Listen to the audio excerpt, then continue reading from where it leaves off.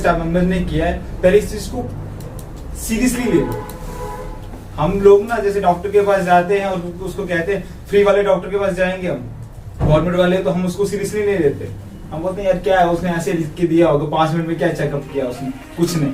लेकिन वही चीज अगर हम प्राइवेट डॉक्टर के पास जाते हैं तो वो जब लिख के देता है ना, लिखने के साथ साथ वो टेस्ट भी करवा लेता है फ्री के। उनमें वैसे होता कुछ नहीं है, जितना गवर्नमेंट का जो डॉक्टर काबिल होता है वो लिख के देता है, वही चीजें उसमें होती है। लेकिन वो सिर्फ जो है टेस्ट बढ़ा लेता है ताकि दूसरे वाले इंसान को क्या लगे कि नहीं यार इसने कुछ किया, 4-5 टेस्ट वो ऐसे करवा देगा, दूसरे वाले को यकीन आएगा कि नहीं। लेकिन प्रिस्क्रिप्शन जो होती है, दवाई जो होती है वो सेम होती है, क्योंकि वही डॉक्टर उस उधर होता है और वही डॉक्टर जो है 5 बजे के बाद अपने लैब में बैठ जाता है, अपने उधर ऑफिस में बैठ जाता है, उधर उसका चलता है। तो मेरे कहने का ये मतलब है कि जब तक हम इसको यूज में लाएंगे तब तक ये हमारे लिए बेकार है। तो आज तक तो पेरेंट्स को पता ही नहीं था कि ऐसी भी कोई चीज है जिससे हम अपने बच्चे को एक सही डायरेक्शन दे सकते हैं। इवन कि हम लोगों को भी पता नहीं था। लेकिन DMIT, डर्मेटोग्राफिक मल्टीपल इंटेलिजेंट टेस्ट, एक ऐसा टेस्ट है जिससे पेरेंट्स को बच्चों को सही डायरेक्शन मिल सकती है। अब जो बच्चे छोटे हैं, जैसे ये बच्चा है, तो इसको अभी हमें डायरेक्शन नहीं देनी है कि बच्चों तूने आगे जाके करना क्या है। लेकिन इसके लिए टेस्ट जरूरी नहीं है, जरूरी ये टेस्ट माँ बाप के लिए, आप पेरेंट्स के लिए। आप इसकी पेरेंटिंग चेंज कर लोगे। वैसे पहले जब इसको आप ट्रीट करते थे, जिस हिसाब से ट्रीट करते थे वैसे नहीं कर पाओगे। अब आपको पता चलेगा कि मेरे बच्चे का जो लर्निंग स्टाइल कैसा है, क्या मेरा बच्चा ऑडिटरी है, मेरा बच्चा विजुअल में पढ़ता है, या मेरा बच्चा किनेस्थेटिक है। तो आपको जब पता चल गया तो आप बच्चे के अराउंड एनवायरमेंट भी ऐसा ही करोगे ताकि बच्चा ऑटोमेटिक पढ़ना स्टार्ट करे। तो दूसरी जो बात है कि बच्चे की हमें पर्सनैलिटी भी पता नहीं होती, और इस टेस्ट से हमें पर्सनैलिटी पता चलती है। तो आपको ऑटोमेटिक ये चीज जब सामने आ जाती है, पिक्चर सामने आ जाती है कि मेरे बच्चे की ये पर्सनैलिटी है, मेरे बच्चे का ये लर्निंग स्टाइल है, मेरे बच्चे यहाँ जा सकता है, तो आपको बच्चे को बोलने की जरूरत नहीं है, आपको खुद बदलने की जरूरत है। अगर खुद बदलोगे बच्चा आपको देख के बदलेगा। ये तो छोटे बच्चों के लिए है कि छोटे बच्चे जब टेस्ट करवाते हैं तो वो बच्चों पे ना थोपा जाए कि तेरा टेस्ट करवा लिया अब तो तुझको ये बनना है, तुझको वो करना है, ऐसा कुछ नहीं है। आपने पेरेंट्स ने इसको समझना है और उसकी पेरेंटिंग चेंज कर देनी है। पहले आप जैसे सोच रहे थे उसके बारे में, अब वो वैसा आपको पता चल गया कि ऐसा नहीं है। अब इसको हमने ऐसा एनवायरनमेंट देना है ताकि उस एनवायरनमेंट में ये ढल जाए। तो ये छोटे बच्चों के लिए पेरेंट्स ने ऐसा करना है। अब जो बच्चे बड़े हो चुके हैं, जो इस चीज को समझते हैं, जो रिपोर्ट को समझते हैं कि मुझे अब कैसे करना है, सब कहते हैं ना पर्सनल डेवलपमेंट। लेकिन पर्सनल डेवलपमेंट हम क्या समझते हैं? हम समझते हैं कि हमको पैंट शर्ट कैसे डालनी है, हमको बात कैसे करनी है। It's not like that. Personal development क्या होती है? पैंट शर्ट डालना या सही से प्रॉपर ड्रेसिंग करना, वो पर्सनल डेवलपमेंट नहीं होती है। पर्सनल डेवलपमेंट ये होती है कि अपने आप को आप कितना जानते हैं, how much you know about yourself. अगर आपको अपने बारे में पता है कि मैं किस पानी में हूं, मैं क्या कर सकता हूं, मेरे अंदर की क्या कैपेबिलिटीज हैं, क्या एबिलिटीज हैं जिनको मैं आगे ले सकता हूं, तो वो होती है पर्सनल डेवलपमेंट। तो वो जब आप इस टेस्ट से आपको पता चल जाएगा कि मैं किस हद तक आगे जा सकता हूं। मान लो कि इस बच्चे ने, अभी तो हम सब मोस्टली यहाँ पे ग्रेजुएशन कर चुके होंगे, तो अब लगेगा कि नहीं जी अब तो मेरी तो ग्रेजुएशन हो चुकी है, अब मैं क्या करूंगा, इससे मुझे क्या बेनिफिट, मैं क्यों करवाऊंगी।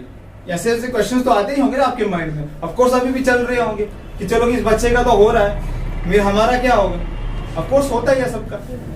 हमने जब टेस्ट करवाया तो हमारा भी था ऐसा कि अब तो यार आई डिड सिविल इंजीनियरिंग, तो अब मुझे लगता है कि अब मुझे क्या करना है। मेरा तो अगर मुझे 2 साल या 3 साल पहले पता चलता, कोर्स शायद मैं कोर्स चेंज कर लेता, शायद मुझे अपनी जो है जो मेरी इंटेलिजेंस है उसके बारे में मुझे पता चलता, तो शायद मैं कुछ और कर लेता। लेकिन ऐसा नहीं है। अब भी हम इसके काफी सारे बेनिफिट्स जो है उठा सकते हैं। इसका जो पहला बेनिफिट ये है कि हमें लर्निंग स्टाइल के बारे में पता चलता है। तो अगर लर्निंग स्टाइल हमारा जो है पता चल जाए तो हम उस पर और काम कर सकते हैं। काम तो यही होता है, ब्रेन का होता है। हम जो भी एजुकेशन, जो भी फील्ड में घुसेंगे, हमको वहां करना क्या है, पढ़ना ही पढ़ना है और उसको याद रखना है। कैसे उसको रिमेम्बर करना है, कैसे उसको लर्न करना है, वो चीज हमें पता चलेगी अपने बारे में कि हमारा जो लर्निंग स्टाइल कैसा है, तो हम उसको करेंगे। इसके बारे में, उसके बारे में हम पता चलेगा कि ब्रेन डोमिनेंसी होती है। हमारे जो है, हमारा जो ब्रेन है वो 2 पार्ट्स में डिवाइड है, एक लेफ्ट साइड है, एक राइट साइड है। अब हमें पता नहीं होता कि हम लेफ्ट साइड वाले ब्रेन डोमिनेंस ज्यादा है या राइट वाला। तो इस टेस्ट से हमें पता चलेगा कि हमारा जो ब्रेन है हम कौन से फंक्शन कर रहे हैं। जैसे यहाँ पे देखो ये बना हुआ है लेफ्ट ब्रेन और राइट ब्रेन। अब हम कौन से फंक्शन कर रहे हैं वो हमें पता चल जाएगा इस टेस्ट कि हमारे जो हमारे से कौन से डोमिनेंट कौन सी है, हम कौन से ज्यादा। तो इंसान के पता चल जाता है कि बच्चा कर क्या रहा है, हम क्या कर रहे हैं। और टेस्ट के सामने जब क्लियर पिक्चर हमारे सामने आती है तो हमें पता चलेगा नहीं यार इसमें मुझे ज्यादा इंटरेस्ट है। तो ये हमारे हमें पता चलेगा लेफ्ट ब्रेन डोमिनेंट है या राइट ब्रेन डोमिनेंट। तो हम उस चीज को वैसे लेके चलेंगे। ये ग्रेजुएशन लोगों के लिए जो इंसान खुद अपनी रिपोर्ट पढ़ेगा वो इस चीज को समझ सकता है। लेकिन बच्चों को हमने समझाना है। ज्यादातर ये जो सोच है बच्चों के लिए कि छोटे बच्चे इस चीज को कैसे समझ पाएंगे, उस चीज को पेरेंट ने उसको ऑब्जर्व करना है। हमारे पास टाइम ही नहीं होता कि हम बच्चों को ऑब्जर्व करें। हमें कहीं एक छुट्टी भी मिल जाती है घर में या तो हमें टाइम ही नहीं, फुर्सत ही नहीं है अपने बच्चे को। अगर वो खेल रहा है तो हमें फुर्सत ही नहीं है उसको देखें कि वो खेल कैसे रहा है। सारे खेलते हैं लेकिन उसको देखना चाहिए, ऑब्जर्व करना चाहिए कि अगर अच्छा खेल रहा है तो चलो उसको अच्छा उसको वैसा फील्ड देंगे। अगर वो गा रहा है, सारे गुनगुनाते हैं लेकिन किसी पेरेंट ने ध्यान नहीं दिया होगा कि मेरा बच्चा गुनगुना रहा है तो शायद इसमें कोई एबिलिटी होगी, ऐसी कोई क्वालिटी है, ये गा रहा है तो हम चलो उसको ट्राई करते। तो ये चीजें हैं जो इस टेस्ट से हमें पता चलती है। अब हमारे अंदर जो है 8 टाइप्स ऑफ मल्टीपल इंटेलिजेंसेस होती है, जो कि सब लोग मानते हैं कि सब ने ये सुना होगा ऐसा कि हर एक इंसान के अंदर एक न एक हुनर होता है। तो वो चीज हमें पता ही नहीं होती वो हुनर क्या है। अगर हम इधर हमें बोला जाए किसी को भी कि आप बता जो पर्टिकुलरली कि आपके अंदर क्या हुनर है, तो कंफ्यूजन नहीं बता पाएगा कि सर मेरे अंदर ये हुनर है मैं ये करूंगा। क्यों?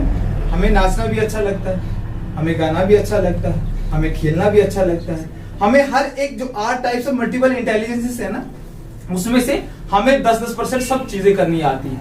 तो हम कंफ्यूज हो जाते हैं कि हम बेटर किसमें, हमें वो नहीं पता होता। तो इस टेस्ट से हमें जो है अपनी जो है वो 8 टाइप्स ऑफ इंटेलिजेंसेस में से हमें वो कौन सी एक इंटेलिजेंसेस ज्यादा है जिसके ऊपर हम अपना प्रोफेशन चूज कर सकते हैं, वो चीज हमें पता चलती है। पर्सनैलिटीज पता चलती है, 4 टाइप्स की पर्सनैलिटी होती है, वो हमें पता चलती है कि हमारी कौन सी पर्सनैलिटी है। हर इंसान के अंदर 2-2 टाइप की पर्सनैलिटी होती है। जैसे अभी हम यहाँ पे बैठे हुए हैं तो हमारी पर्सनैलिटी, हम लोगों के कैसे मिल रहे हैं, कैसे बातचीत कर रहे हैं, वो अलग बात है। लेकिन जब हम घर में जाते हैं तो वहां पे हम अलग तरीके से बात करते हैं, है कि नहीं? ऐसा होता है। जब हम यहाँ पे बैठे तो हम सबसे पोलाइटली बात करेंगे कैसे क्या है, लेकिन जैसे हम घर में जाएंगे तो हमारा एक रवैया चेंज हो जाता है, घर वालों से बात करने का एक तरीका चेंज हो जाता है।